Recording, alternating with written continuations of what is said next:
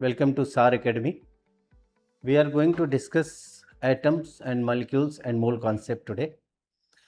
ये हमारे basic concepts of chemistry का बिल्कुल पहला लेसन है और द मोस्ट बेसिक थिंग से स्टार्ट करके हम आपको धीरे धीरे एक लेवल पे लेके जाएंगे। सो यहाँ पर हमने सबसे पहले बात करी है एटम की। हमें पता है जो हमने बोर मॉडल पढ़ा था, उस बोर मॉडल में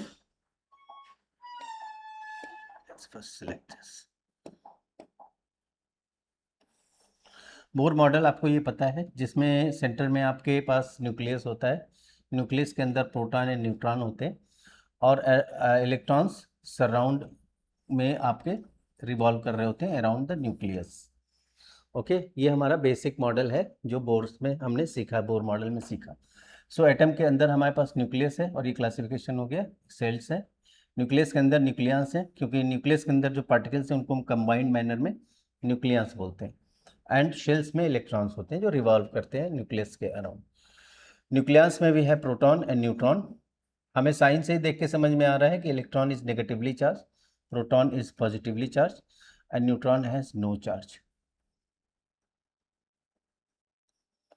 ठीक है, अगर हम किसी एटम को रिप्रेजेंट करें यहाँ पर, जैसे हमने यहाँ पर रिप्रेजेंट किया गया, मान ली हाइपोथेटिकली हमारे पास एक एटम है जिसका सिंबल एक्स है और यहाँ पर हम एक सबस्क्रिप्ट लिखते हैं और इधर एक सुपरस्क्रिप्ट लिखते हैं। In some cases this A is written this side also, so you can choose either of this. So Z is nothing but atomic number and A is called mass number. अभी atomic number कैसे determine होता है? Atomic number decide करने का तरीका हमने junior classes में सीखा है। This is number of equal to number of proton और number of electron in neutral atom. ये फ्रेज लगाना ज़रूरी है क्योंकि हमें पता है कि प्रोटॉन और न्यूट्रॉन तो अपनी जगह नहीं छोड़ते, वो हमेशा वहाँ पर स्टैटिक रहते हैं, लेकिन इलेक्ट्रॉन हमारा डायनामिक है। आउटर मोस्ट शेल का इलेक्ट्रॉन एनर्जी देने पे बाहर जा सकता है। इसके बारे में हम और डिटेल में पढ़ेंगे जब हम पीरियडिक क्लासिफिकेशन ऑफ एलिमेंट्स पढ़ेंगे और उसमें हम ये भी पढ़ेंगे कि different types of energies electrons atoms क्या एक्सेप्ट कर सकते हैं और क्या रिलीज कर सकते हैं। सो हमें पता है, इसके बारे में हम थोड़ी बात कर लेते हैं। हमें पता है कि जैसे कोई एटम हमने लिया, मान लीजिए सोडियम लिया, सोडियम को हमने कोई एनर्जी दी, सम एनर्जी, जिसके बारे में हम आगे चल के पढ़ेंगे। सो ये एनर्जी रिसीव करके एक इलेक्ट्रॉन देगा और ये एक कैटायन देगा। ऑलराइट, सो यहाँ पर अगर हम ध्यान से देखें तो सोडियम का एटॉमिक नंबर 11 है। सेकेंड, लेट मी, एंड 11 का मतलब हो गया इसके पास 11 प्रोटॉन हुआ और 11 इलेक्ट्रॉन होगा। यहाँ पर सोडियम जब एक पॉजिटिव चार्ज एक्सेप्ट करता है इलेक्ट्रॉन्स को लूज करने के बाद, तो ये कैटायन होता है। अब इसके पास 10 इलेक्ट्रॉन, यानी प्रोटॉन तो उतने ही हुए लेकिन इलेक्ट्रॉन इसके पास 10 हो जाएंगे। But despite all this fact इसका atomic number does not change. So that is very important to say कि जब भी आप एटॉमिक नंबर डिफाइन करें in terms of number of electrons, तो आप ज़रूर बताएं कि number of electrons in a neutral atom is very important, neutral atom. Otherwise आप सेफेस्ट डेफिनेशन लिख सकते हैं कि this is equal to number of proton. So this is the definition of atomic number. Atomic number से अगर atom neutral है तो आपको ये पता चल सकता है क्लियरली कि उसके अंदर इलेक्ट्रॉन कितने हैं। अब हम बात करते हैं मास नंबर की। सो मास नंबर के बारे में यहाँ से एक पेज ऐड कर देता हूँ। Mass number is determined, mass number यानी कि A is determined as number of protons plus number of neutrons. For example I have sodium, again यहाँ पर उसका atomic number 11 and mass number 23। So हम लिख सकते हैं mass number is equal to 23 which is equal to number of proton plus number of neutron. और ये हमें पता है कि number of proton is nothing but atomic number which is equal to 11। So यहाँ से number of neutron can be calculated as 23 minus atomic number or number of electrons 11 is equal to 2. So this formula stands true for all kinds of atoms. किसी भी atom में अगर हमको number of neutron पता हो और हमें उसका मास नंबर पता हो तो हम इस फार्मूले से, इस मेथड से पता कर सकते हैं। ठीक है, अब बात करते हैं बच्चों हम एक नेक्स्ट सेक्शन की, which is atomic mass. Atomic mass, ये एटॉमिक मास क्या चीज़ है ये हम देखते हैं। See mass number is just a number, atomic number is just a number, but atomic mass का मतलब होगा इसकी अपनी एक यूनिट होगी, इसकी यूनिट होगी जो कि मास की यूनिट होगी, unit of mass which can be either gram और किलोग्राम। ओके, आइदर ग्राम और किलोग्राम। हमें पता है कि एटम के अंदर इलेक्ट्रॉन है, प्रोटॉन है एंड न्यूट्रॉन है, ये सभी पार्टिकल्स हैं। अगर इनके सभी के मासेस को ऐड कर दें, suppose mass of electron plus mass of proton plus mass of neutron, इनको अगर हम ऐड कर दें तो हमें एटम का मास मिल जाना चाहिए, आइडियली ये होना चाहिए। For example again atomic mass of sodium can be written as, sodium के पास 11 प्रोटॉन है और 12 न्यूट्रॉन है, so mass of all protons plus mass of all neutrons plus mass of all electrons. Suppose mass of all protons को हमने denote किया mp plus mass of all neutron को denote किया mn0 and I denote mass of electron as me minus. ठीक है, तो अगर हमारे पास ये डेटा है और हमारे पास ये डेटा भी है कि किसके पास कितने इलेक्ट्रॉन और कितने प्रोटॉन है, फॉर एग्जांपल अगर सोडियम है तो हमारे पास ये डेटा है कि इसके पास कितने इलेक्ट्रॉन कितने प्रोटॉन है, so we can very easily calculate atomic mass of sodium. So let's see an example. अगर हमारे पास डेटा mp प्लस का है तो हमें पता चल जाएगा, mn0 का है तो पता चल जाएगा, me माइनस का है तो भी, इन तीनों को हम जोड़ करके और नंबर ऑफ पार्टिकल्स के से मल्टीप्लाई करके हम एटॉमिक मास कैलकुलेट कर सकते हैं, just mathematics. So mass of proton is 1.67 into 10⁻⁻24 in grams. हम सारे कैलकुलेशन ग्राम में करेंगे। Mass of proton, mass of neutron, mass of electron अगर आपको याद है तो बहुत अच्छी बात है। Mass of neutron is also equal to mass of proton 1.67 into 10⁻⁻24 gram. Mass of electron is 9.1 into 10⁻⁻28 gram. अगर इनको केजी किलोग्राम में चेंज करना है so you got just to multiply it by 10⁻³ अब यहाँ पर अगर हम कंपेयर करें बच्चों तो प्रोटॉन और इलेक्ट्रॉन का मास तो सेम है, लेकिन इनका mass, this seem to be quite heavier than mass of electron. अगर आप कंपेयर करें मास ऑफ इलेक्ट्रॉन से mass of neutron and mass of proton, तो proton and neutron are heavier, lot heavier than electron. यहाँ पे देखिए 10⁻⁴ का तो डिफरेंस यहीं पे दिख रहा है आपको। तो अगर यहाँ पर हम एक कमेंट लिख सकते हैं कि प्रोटॉन और न्यूट्रॉन दोनों में से किसी को भी ले सकते हैं, इस अगर आप कैलकुलेट करेंगे तो आपको फैक्टर मिलेगा 1837 times heavier then, simply right, then electron. इसका क्या मतलब हुआ? इसका मतलब ये हुआ देयरफॉर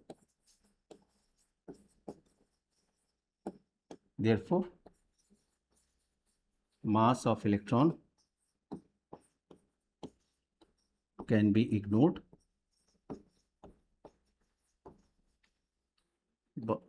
while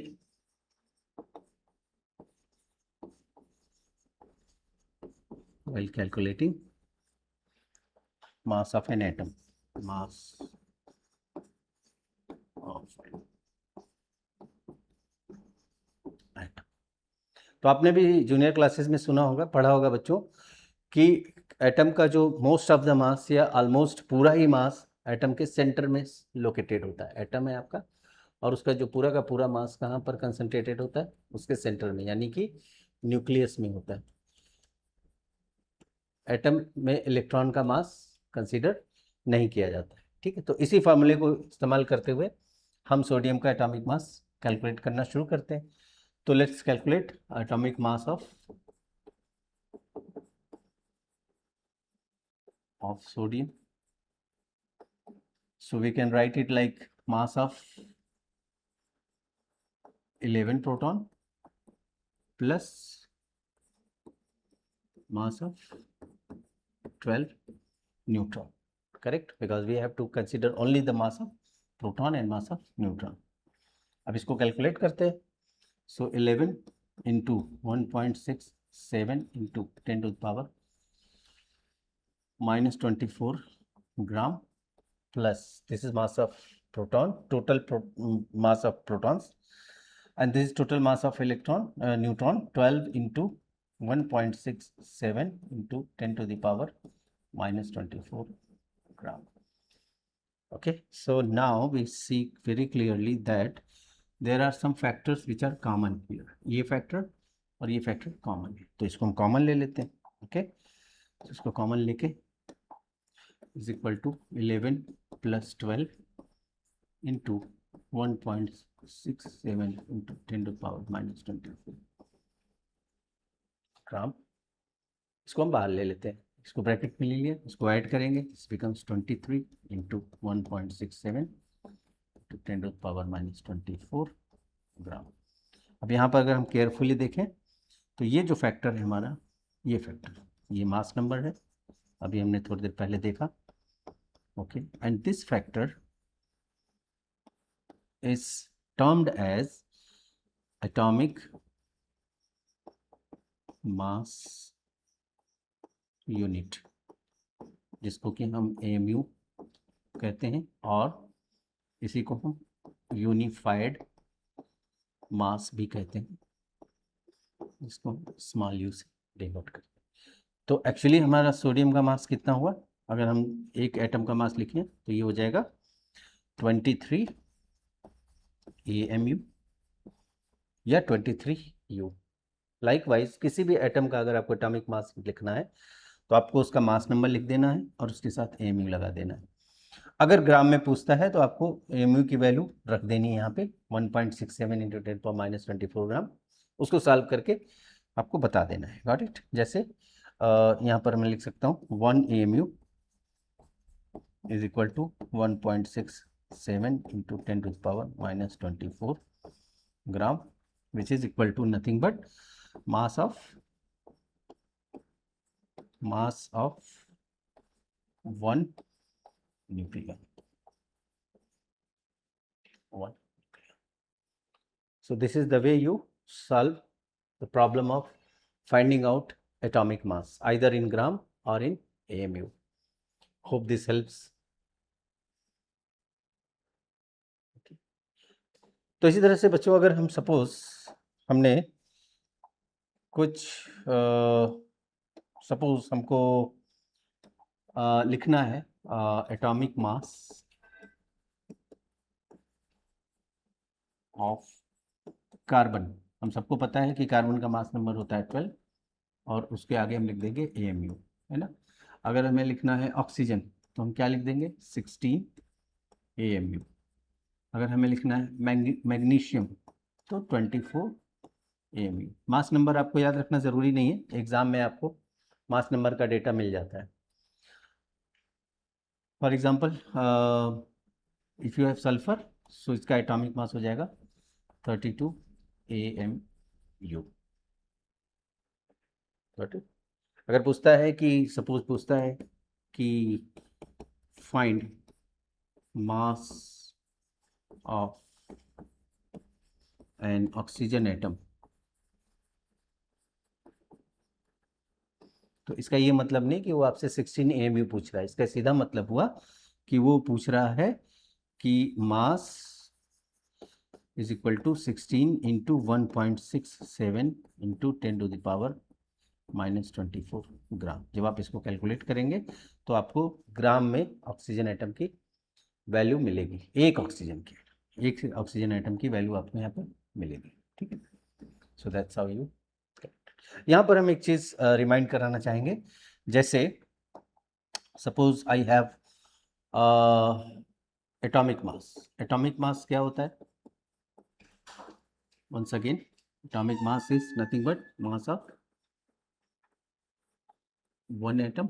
Okay, नाम से ही समझ में आ रहा है, the names have to be meaningful. अगर हम आपसे बोलते हैं what is molecular mass, so molecular mass नाम से ही समझ में आ रहा है, क्या लिखना चाहेंगे आप? mass of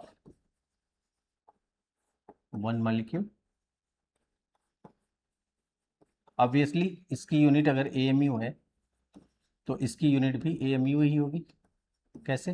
जैसे मान लीजिए हमें निकालना है mass of H2O, so this will be equal to hydrogen का मास प्लस ऑक्सीजन का mass 2 plus 16 which is equal to 18।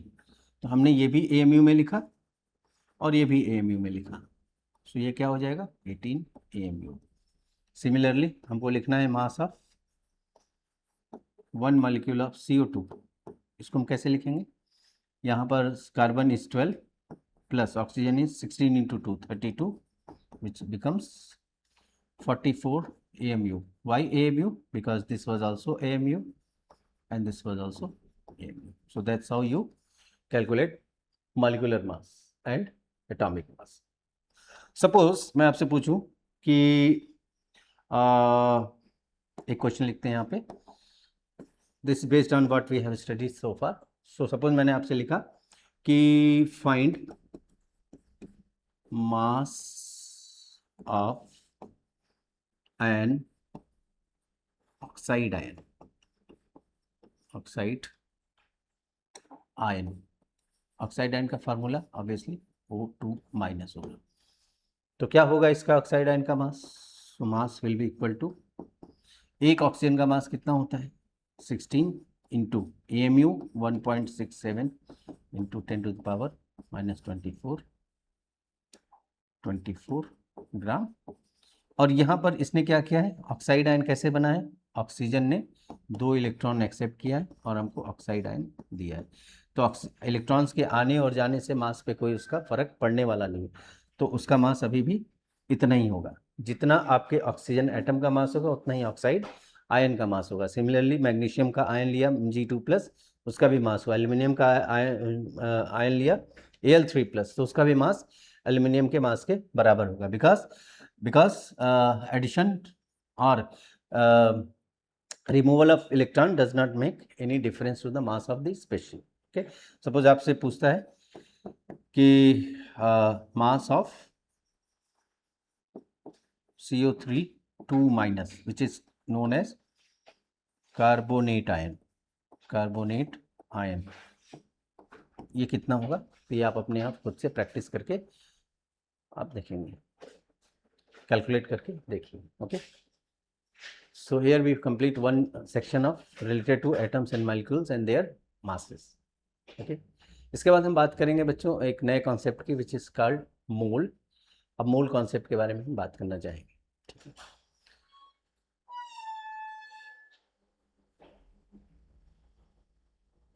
चलते हैं next section. Now let's talk about what is mole. So बच्चों, मोल के बारे में बहुत सारा मिसकंसेप्शन है स्टूडेंट्स को, और नॉट ओनली मिसकंसेप्शन बल्कि इसको समझने में भी बहुत टाइम लगता है। तो आपको ध्यान से सुनना है कि मोल क्या चीज़ होती है और हम उसके थ्रू, उसका सिग्निफिकेंस क्या है, उसके थ्रू कैलकुलेशंस कैसे करते हैं। तो यहाँ हमें समझने की बात है कि मोल कुछ नहीं है। हमें किसी को लगता है कि वो मास है, किसी को लगता है कि वो कोई और क्वांटिटी है, बट एक्चुअली मोल जो है एक नंबर है। Is a only thing is it's a large number, is a number like dozen.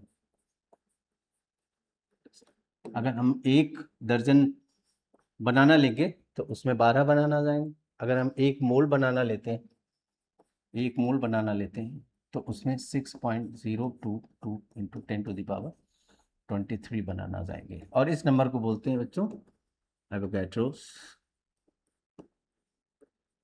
Number. This number is denoted as N capital A, small a से डिनोट मत कर देना, this is called N capital A। Okay, इसका meaning क्या है? जैसे मान लीजिए, अब इसका थोड़ा सा हम मीनिंग समझना शुरू करते हैं, ठीक है। जैसे मान लीजिए मैंने लिखा 1 mole oxygen, we can work with symbol also, oxygen atoms मान लीजिए मैंने आपको दे दिया, तो इसमें कितने ऑक्सीजन एटम्स होंगे? ऑब्वियसली इतने ही होंगे, 6.022 इंटू 10⁻23 ऑक्सीजन एटम्स, ठीक है। अच्छा, मान लीजिए मैंने आपको दिया 1 मोल ऑक्सीजन मॉलिक्यूल्स, इसमें कितने ऑक्सीजन मॉलिक्यूल्स होंगे? अब ये भी 1 मोल ही है और ये भी 1 मोल है। अगर ये 1 दर्जन होता तो 12 होता, 1 मोल है तो 6.022 इंटू 10⁻23 है। सिमिलरली अगर 1 दर्जन ऑक्सीजन मॉलिक्यूल होते तो 12 मॉलिक्यूल्स होते। 1 मोल ऑक्सीजन मॉलिक्यूल्स हैं तो वो भी इतना ही होगा, 6.022 into 10⁻23 oxygen molecules. But if someone asked you कि इस इतने 1 मोल ऑक्सीजन मॉलिक्यूल में कितने ऑक्सीजन एटम होंगे, तो यहां पर आपको यूनिटरी मेथड लगा देना है। यूनिटरी मेथड मतलब since 1 oxygen molecule has 2 oxygen atoms, therefore 1 mole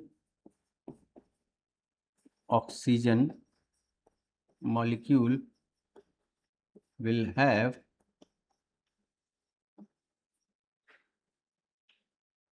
2 mole oxygen atoms। इसका मतलब हुआ कि this will be equal to 2 into 6.022 into 10⁻⁴ oxygen atoms. Hope this is clear to you. अगर ये क्लियर हो गया बच्चों तो समझो यही मूल कॉन्सेप्ट है। बहुत सारे questions will be around this concept only, this thought only, okay. ये फार्मूला आपको क्लियर होना चाहिए। एक और एग्जांपल लेते हैं। मान लीजिए हमने आपसे बोला कि I have given you 1 mole, suppose sulphuric acid देता हूँ H2SO4, तो इसके अंदर कितने मोल, कितने सल्फ्यूरिक एसिड मॉलिक्यूल्स आएंगे? Let me make it more clear, molecules लिख देता हूँ, sulphuric acid molecules. So obviously इसमें कितने मॉलिक्यूल आएंगे? 6.022 into 10⁻23 H2SO4 molecules. Got it?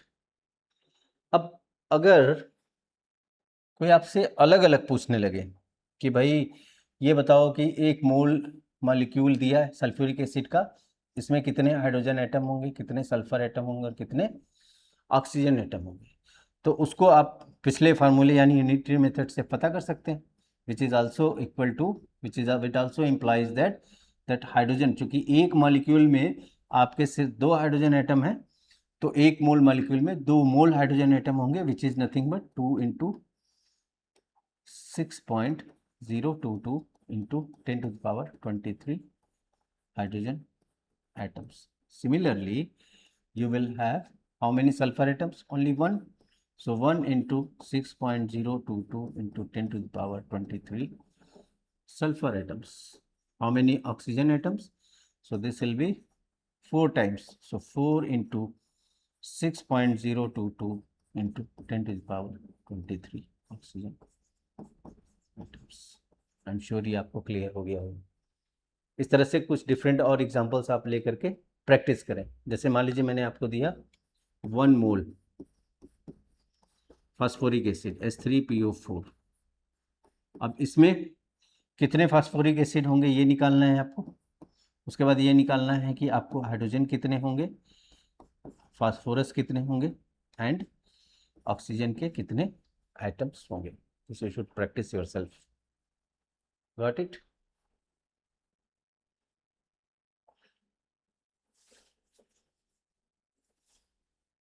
अब चलो बच्चों बात करते हैं कि सपोज आपको दे दिया हमने कि 1 मोल सोडियम एटम दे दिया। अभी हमने एक सोडियम एटम का मास निकाला था ग्राम में, विच वॉज 23 इंटू 1.67 इंटू 10⁻⁻24 ग्राम। सो अगर सपोज मैंने आपको 1 मोल सोडियम दे दिया, तो एक एग्जांपल लेता हूँ, मास ऑफ 1 मोल सोडियम एटम्स, ये हमको कैलकुलेट करना है। अभी अभी हमने पढ़ा, हम इसे लिख सकते हैं इसको कि we know that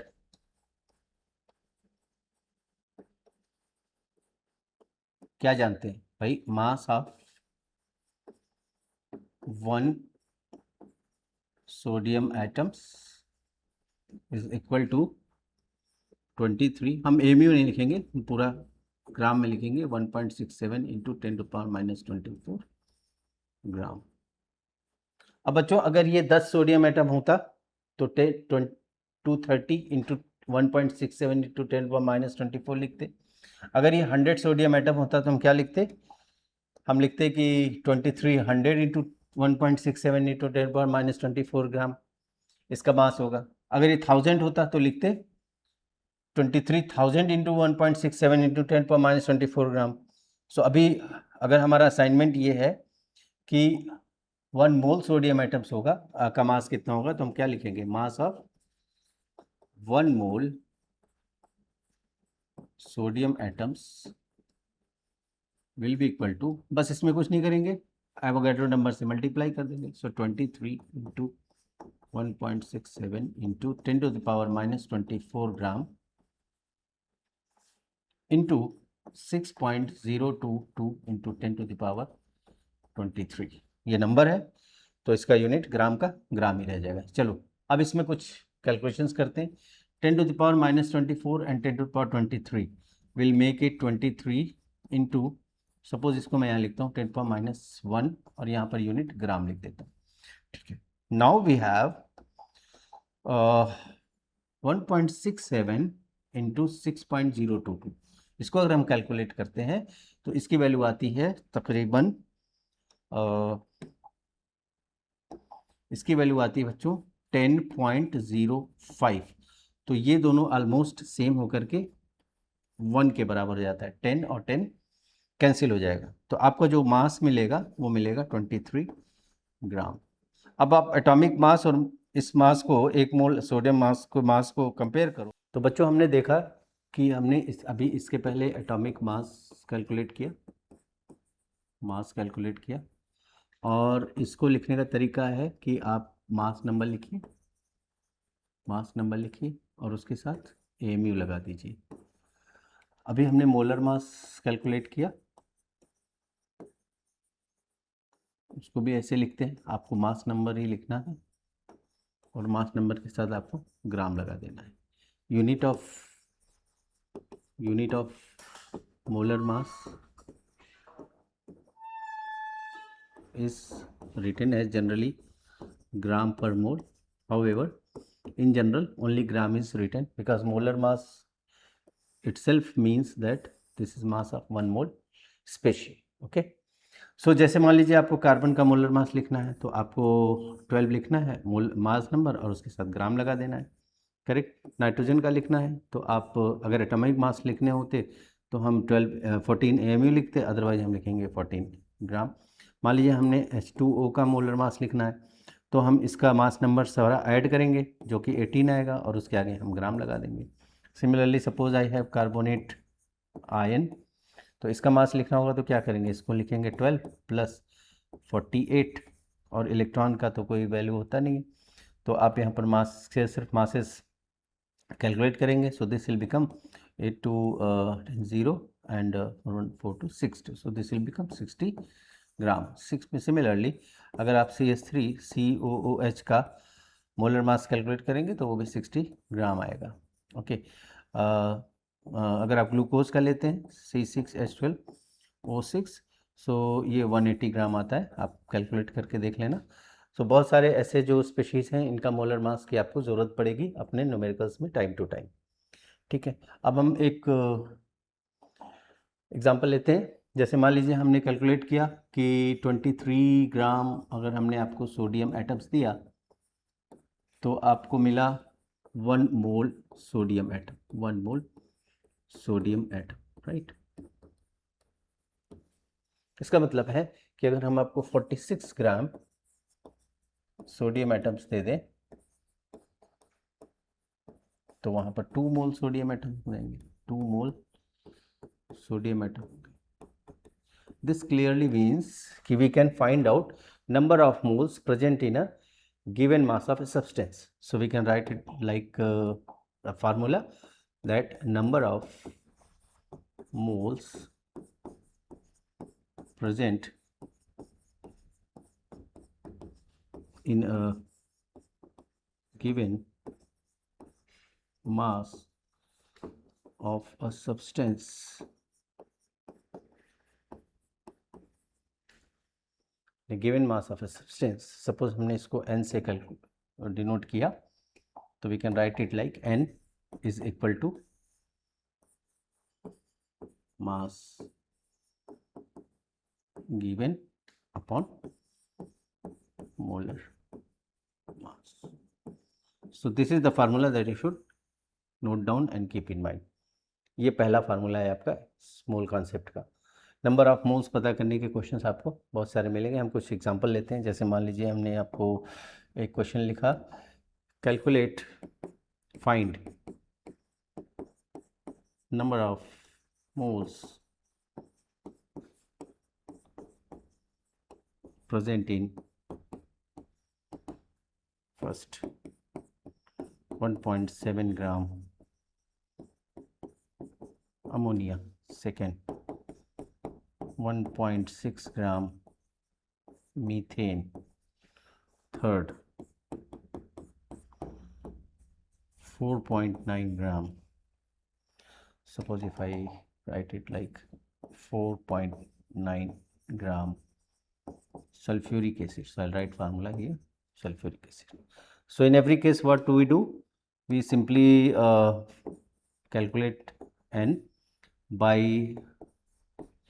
given mass divided by molar mass. So molar mass of ammonia should be 14 plus 3, 17. So we will write here 17. So this will be 1 by 10 equal to 0.1. In case of methane, the molar mass should be 12. Oh, 1 second. 12 plus 4, 16 gram. So n will be equal to given mass 1.6 divided by 16, which is again 1 by 10, which is 0.1.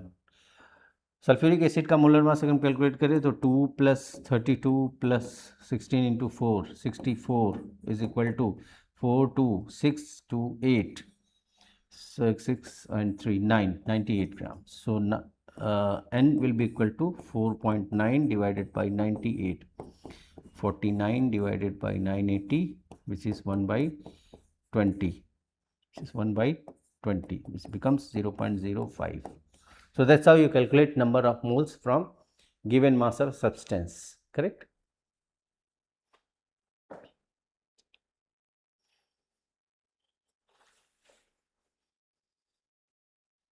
Let's try another question.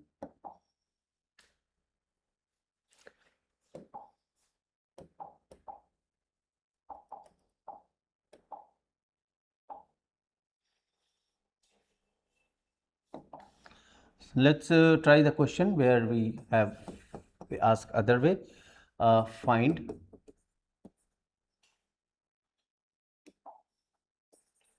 mass of sodium carbonate present in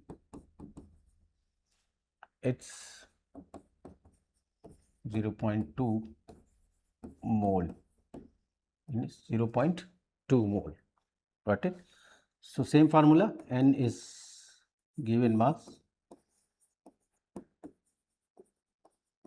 divided by molar mass, and it is asking for the given mass, so we'll make it x. We'll assume it x. So mole is given, 0.2 is equal to x divided by molar mass. So let's calculate molar mass of sodium carbonate. So let's try here. Sodium is 23, so it will be 46 plus this is 12 plus 48. So 12 plus 48 becomes 60, and then 46 becomes 106. So this will be divided by x upon 106. So x will become 0.2 into 106. Whatever you get, you will get in gram. Got it?